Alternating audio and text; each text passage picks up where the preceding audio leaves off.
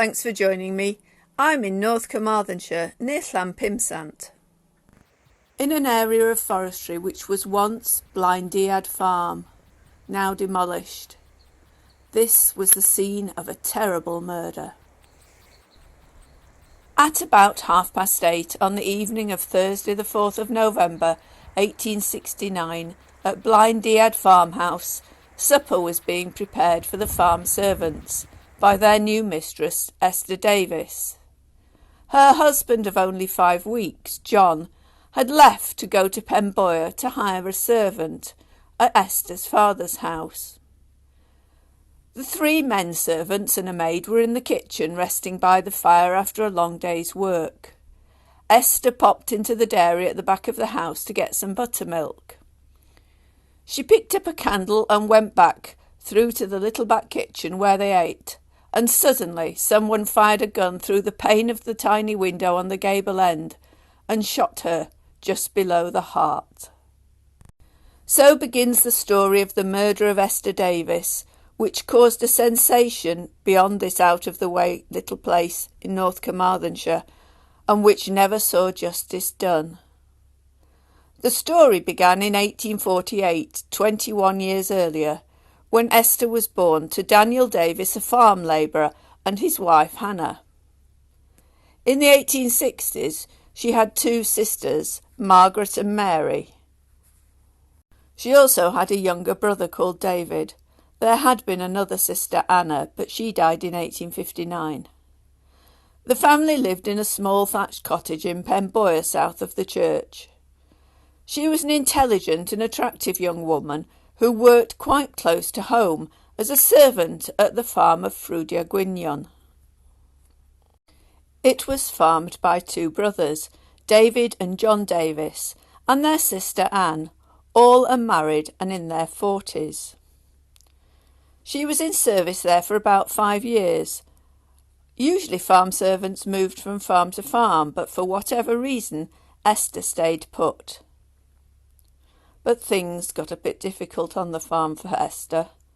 Both brothers took a fancy to their young maid, but she preferred John, the younger of the 2, and they were to be married in spring 1869.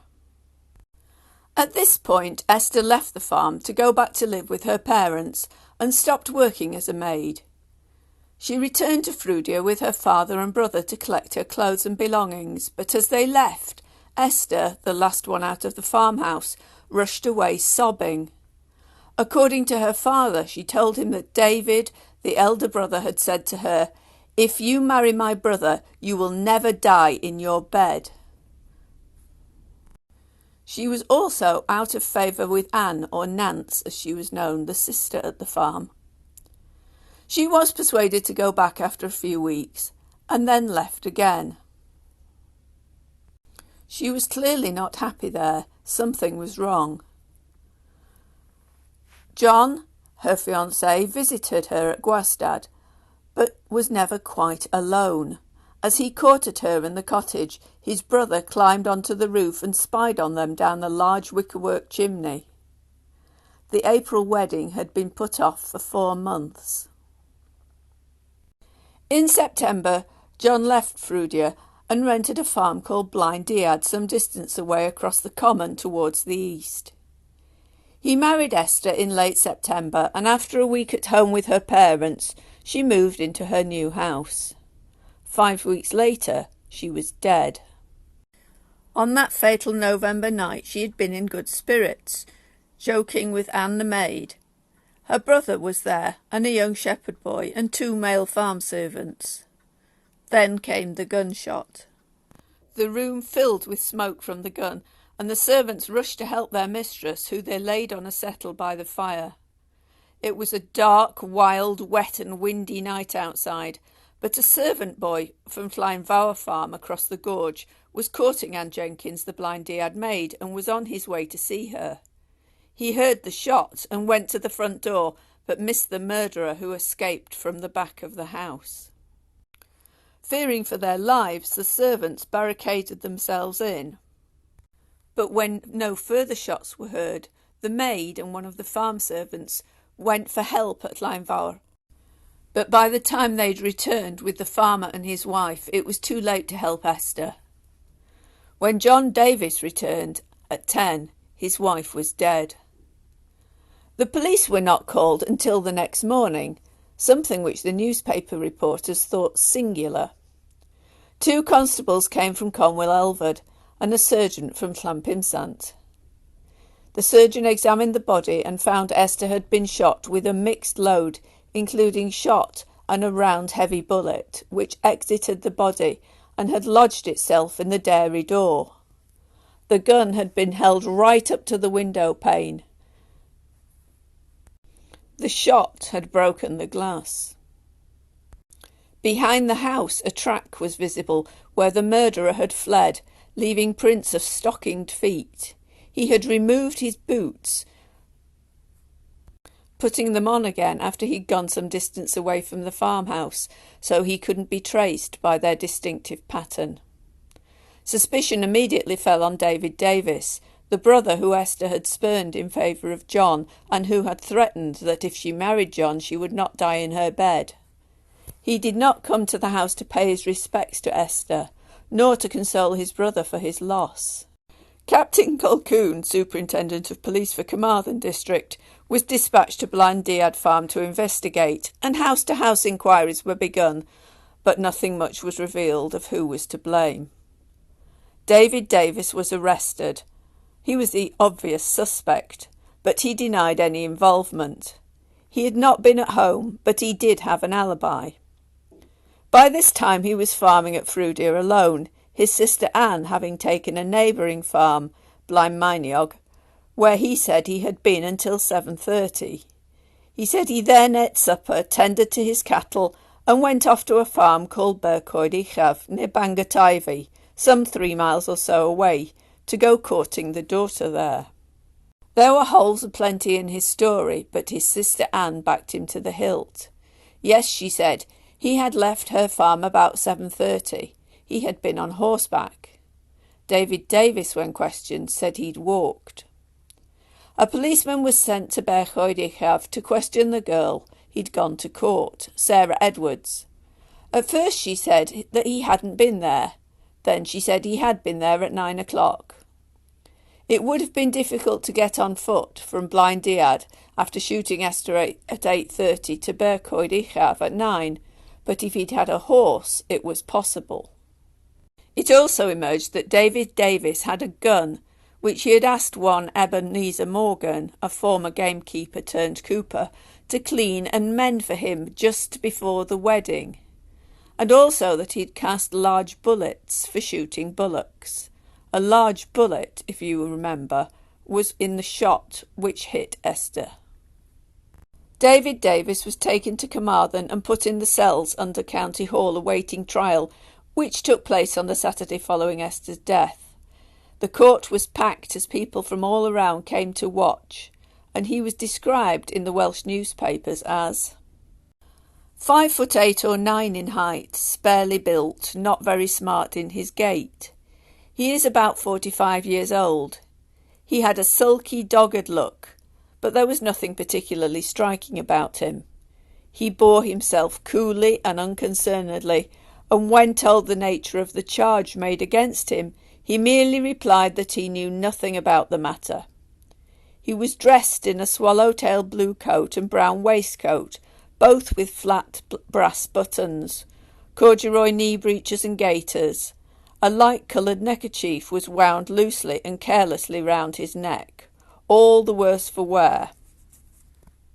He had short whiskers nearly meeting at the throat, and a clean-shaven chin. David Davis was remanded in custody to reappear on Thursday. Meanwhile, an inquest was held at Blaenduad, which resulted in the inevitable verdict of wilful murder by person or persons unknown. David Davis' trial recommenced on the Thursday. Anne, his sister, gave evidence. She said she didn't know anything about him ever courting Esther, and that he'd left Frwydr at 8:30, the time of the murder, to go courting, and got back between 3 and 4 in the morning. She denied that Esther had left the house after her father on the day they had gone to collect her clothes. in response to Esther's father's evidence that she had left after him, having been upset at the threat from David Davis. She made light of any accusations of ill will over the wedding, saying neither she nor David had attended the wedding because the weather was bad, and David had given them a plough as a wedding present, although he still had it as it hadn't been sent for. John Davis, Esther's husband, gave his evidence. He said he'd passed a man on the road that night, but he didn't know who he was, and that the bullets his brother had cast were larger than the ones recovered from the dairy door. He admitted David had opposed him marrying Esther, but said it was only because he thought that John should marry someone with money. He said David told him if he married Esther he would only be getting his leavings. He denied having said, "I'm afraid my brother has done this," when he came home and found his wife shot. The case was adjourned again in the hope of getting better evidence. The case resumed the following Thursday.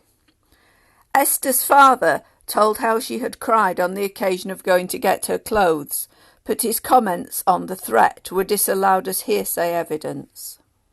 He was not there when the threat was issued. Only Esther and David Davis were there. She was dead, and he was not going to admit to it. He said John, Esther's husband, had stayed at their cottage between 7 and 9, which cleared him of murdering his own wife.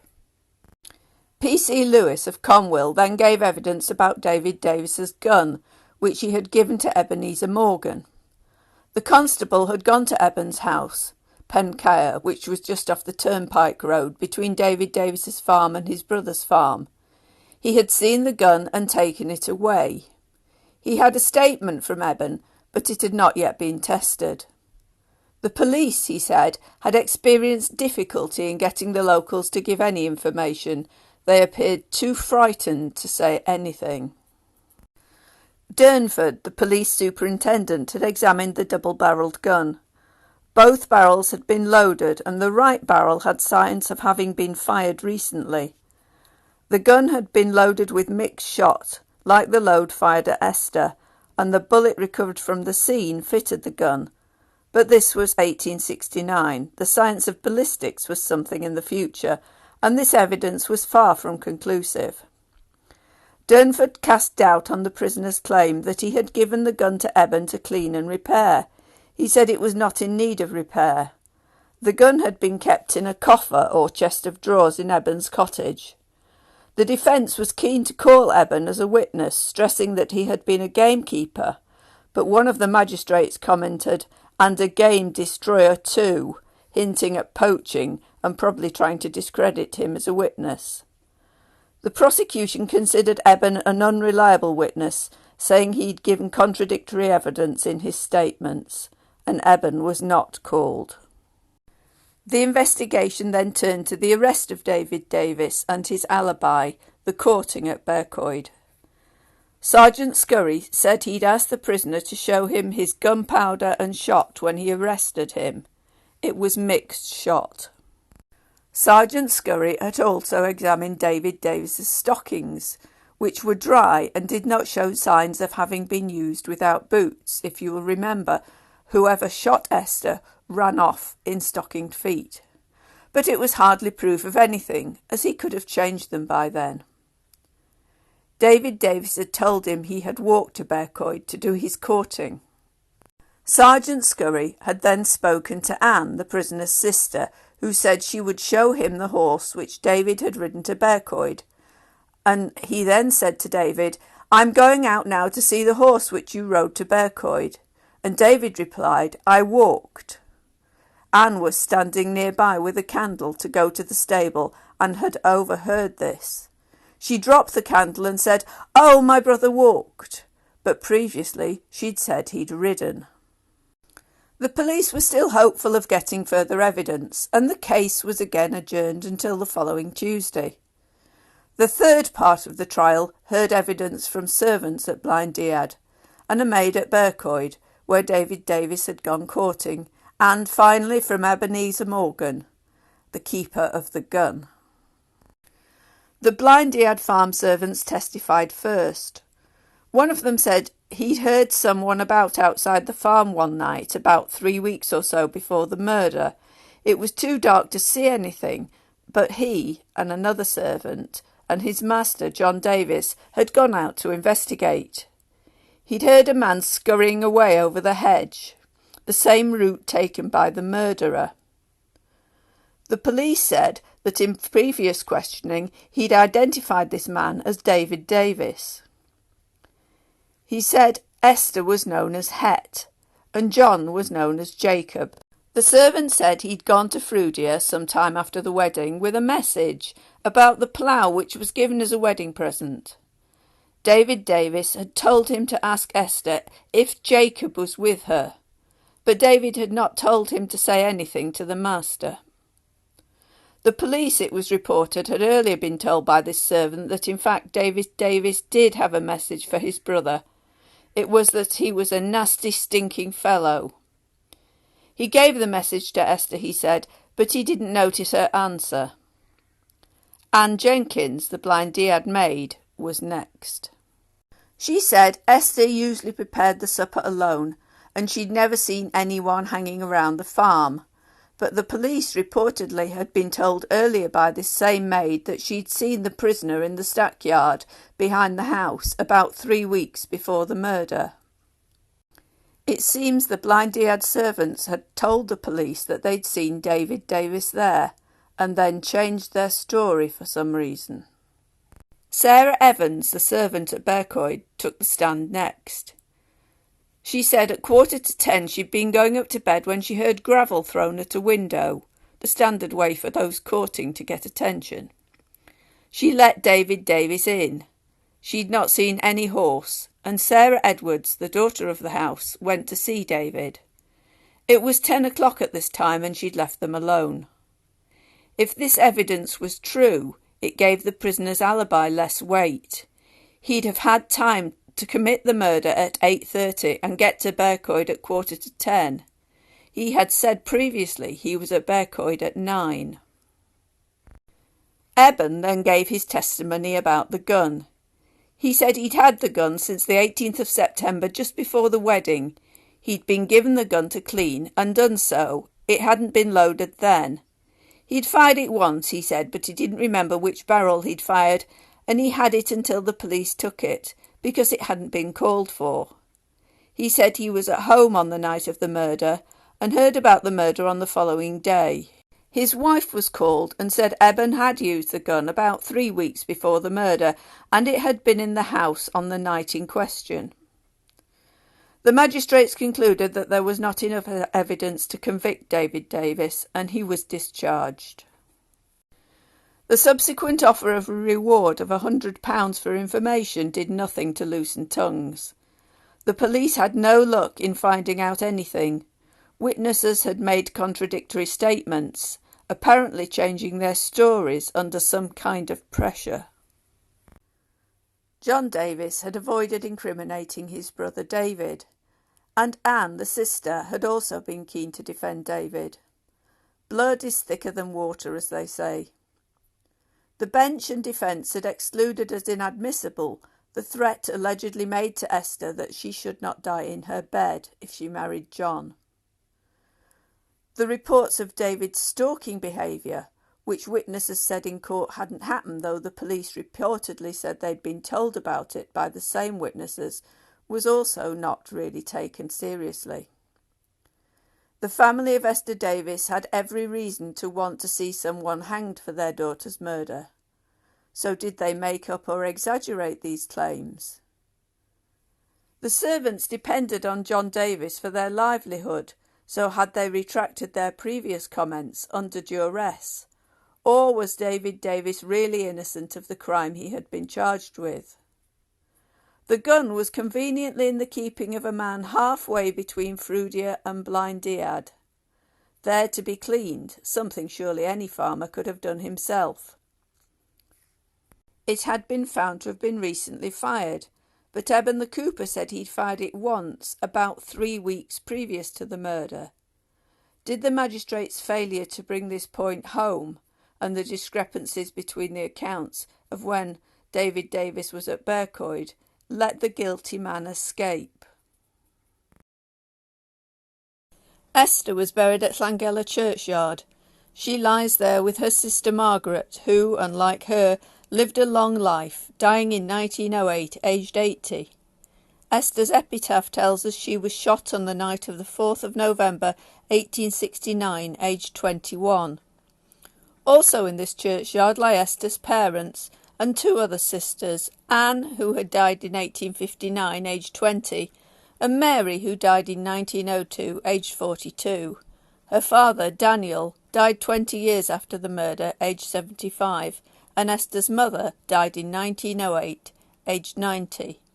They never saw justice for their daughter.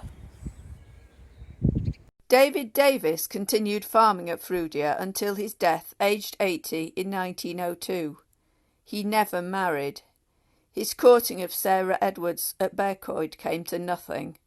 Hardly surprising given the suspicion that must have persisted in the area that he was really guilty of Esther's murder.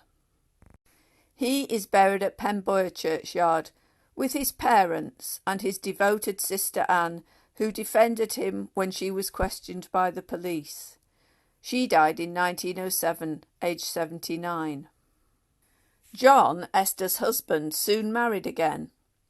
His wife Hannah was, like Esther, much younger than himself and gave him 9 children. He continued to farm at Blaenduad until June 1903, when the farm was advertised for rent. This was almost a year after his brother David's death. The obituary for his sister Anne tells us that the arrangement had been that the farm at Pemboer was transferred over to him. John died before her, sometime between 1903 and 1907. His widow and second wife, Hannah, farmed there alone afterwards. She's shown on the 1911 census with her children and a granddaughter. Her eldest son, Samuel, continued to farm there until the 1950s. So, did David Davis really kill Esther? It seems highly likely that he did. The police failed to get enough evidence to convict him, but this was a period when Welsh people in rural areas were very suspicious of the police, and there was no witness protection.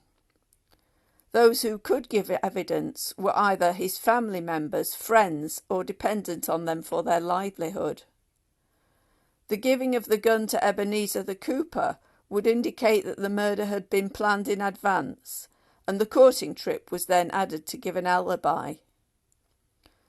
Did David Davis know he could count on his brother John's absence from Blaenduad farm on that fatal night? Did he transfer the farm over to him as a reward for his long silence?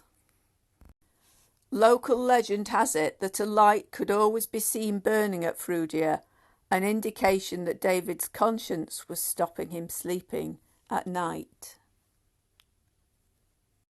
Do you think David Davis escaped the hangman's rope by good fortune, careful planning, intimidation, or because he was innocent?